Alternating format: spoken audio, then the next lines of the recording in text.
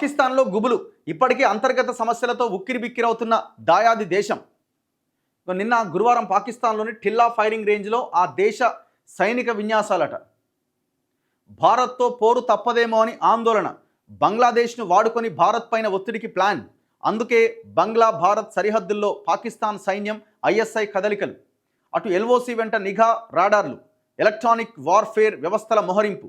పాకిస్తాన్ ప్రధాన నగరాలు కరాచీ, లాహోర్ల గగనతలంపై నెల రోజుల పాటుగా ఆంక్షలు. పాక్ ఆర్మీ చీఫ్ అసిం మునీర్ అదృశ్యం, దేశం వదిలి పారిపోయారనే ప్రచారం. అండ్ దాంతోపాటు ఇంత జరుగుతున్న తర్వాత కూడా అమృత్సర్లో ఉగ్రవాదులు కుట్ర చేసినాడు, దాన్ని భగ్నం చేసిరు మన పోలీసులు. భారీగా ఆయుధాలు స్వాధీనం, తుపాకులు, గ్రనేడ్లు ఉండడంతో కలకలం. బీఎస్ఎఫ్, పంజాబ్ పోలీసుల ఈ భారీ ఆపరేషన్. పాకిస్తానీలు భారత్ను వీడేందుకు గడువును పొడిగించిరట. మానవతా దృక్పథంతో గడువును సవరించిన కేంద్రం. భారతదేశానికి 1100 కోట్ల సైనిక సామాగ్రి సరఫరాకు అమెరికా ఆమోదం. ఉగ్రవాదంపై పోరులో భారత్కు అండగా ఉంటాం. రాజ్నాథ్ సింగ్తో అమెరికా రక్షణ మంత్రి పీట్ హెగ్సెత్. అంతర్గత సమస్యలతో ఉక్కిరిబిక్కిరవుతున్న పాకిస్తాన్ పెహల్గాం ఉగ్రదాడి ఘటన అనంతర పరిణామాలతో ఆందోళన చెందుతోంది. ఇప్పటికే ఒకవైపు ఆఫ్ఘనిస్తాన్, బలూచిస్తాన్, ఇరాన్లతో ఉద్రిక్త పరిస్థితులు. పాక్ ఆర్మీ చీఫ్ అదృశ్యమయ్యారనే ప్రచారం.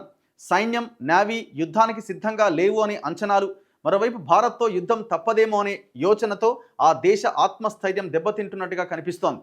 ఈ క్రమంలో బంగ్లాదేశ్లో పాకిస్తాన్ సైనికాధికారులు, పాక్ నిఘా సంస్థ ఐఎస్ఐ కదలికలు ఉన్నాయని బయటపడడం చర్చనీయాంశంగా మారింది. ప్రస్తుత పరిస్థితుల్లో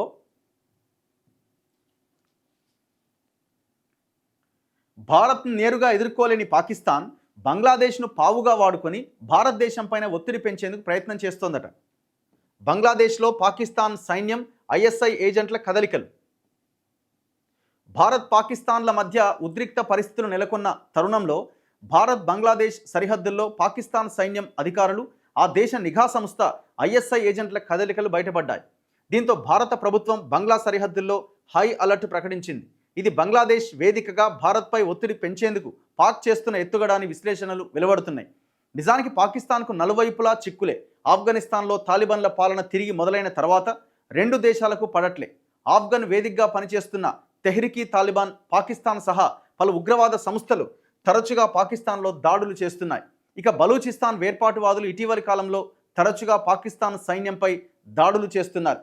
ఇరాన్ను అడ్డాగా చేసుకున్న జైష్ అల్ అదిల్ వంటి ఉగ్రవాద సంస్థలు పాకిస్తాన్ పైన, పాకిస్తాన్లోని కొన్ని ఉగ్రవాద సంస్థలు ఇరాన్ పైన దాడులు చేస్తున్నాయి. దీంతో పాక్, ఇరాన్ రెండు దేశాలు పరస్పరం సరిహద్దులు దాటి ఉగ్రవాద శిబిరాలపైన దాడులు చేస్తుండటంతో ఉద్రిక్త పరిస్థితులు నెలకొంటున్నాయి.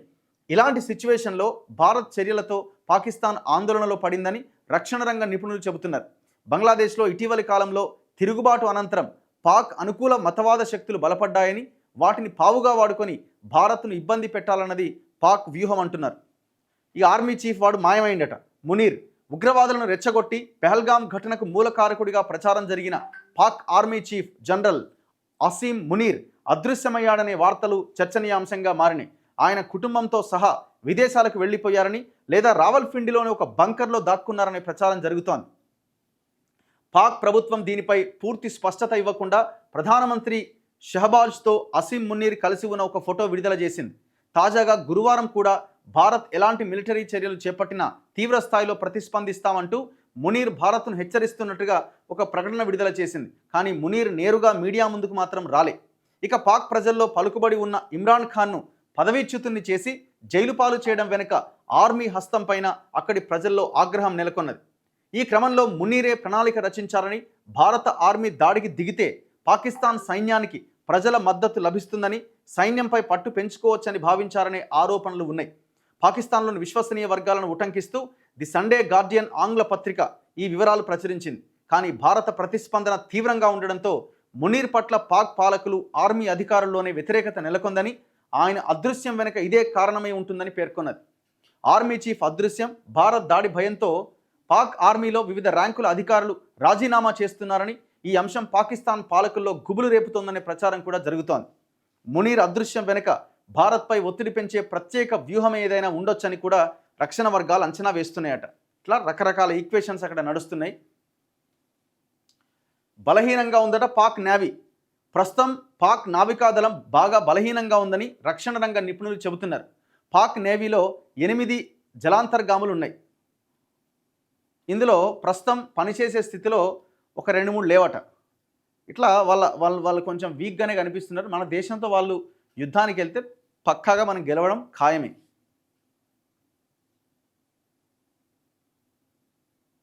పాపం ప్రాణాలు కోల్పోయిన వాళ్ళ భార్యల పరిస్థితి చూడండి. ఎవరూ కాపాడలే, మమ్మల్ని సమీపించిన ఉగ్రవాది మీరు హిందువులా ముస్లింలా అని అడిగారు. కల్మా చదవమని అన్నాడు. మేము హిందువులమని చెబుతుండగానే శుభంని కాల్ చేశాడు. దాదాపు 45 నిమిషాలు కాల్పులు జరిగినాయి. మమ్మల్ని కాపాడడానికి ఒక్కరూ ముందుకు రాలే. ఎవరు కాపాడరని ఉగ్రవాదులకు ముందే తెలుసు. అందువల్లే తాపీగా మతమేంటో అడిగి తెలుసుకొని మరీ చంపేశారు. మేము వద్దంటున్న గుర్రాలవాడు బలవంతంగా మమ్మల్ని ఈ ప్రాంతానికి తీసుకొని వచ్చాడు. టెర్రరిస్టులకు స్థానికులు సహాయపడ్డారు. మేము ముస్లింలమై ఉంటే బతికేవాళ్ళం, హిందువులం కాబట్టే చంపేశారు. పహల్గాం ఉగ్రదాడిలో ప్రాణాలు కోల్పోయిన శుభం ద్వివేది భార్య ఐషన్య కాన్పూర్ వాళ్ళది. వాళ్ళనేమీ అనొద్దు, ఆయన గొప్పగా బతికారు, మేమంతా గర్వపడేలా జీవించారు. అన్ని విధాలా ఆయన గౌరవాన్ని కాపాడుతాం. ఉగ్రవాదులు కాల్పులు జరిపాక కూడా ఆయన కొద్దిసేపు బతికే ఉన్నారు. కానీ కాపాడేందుకు ఎవరూ ముందుకు రాలే. ఆయన్ను చంపిన వాళ్ళు బతకకూడదు, ఆ ఉగ్రవాదులను వదలొద్దు. అలాగని ముస్లింలను, కశ్మీరీలను ప్రజలు వ్యతిరేకించాలని మేము కోరుకోవడం లేదు. మేము శాంతి కోరుతున్నాం. అవును, శాంతి కావాలనుకుంటున్నాం. అదే సమయంలో మాకు న్యాయం కూడా జరగాలి. ఉగ్రవాద దాడిలో అమరుడైన Indian navy lieutenant Vinay Narwal భార్య హిమాన్షి.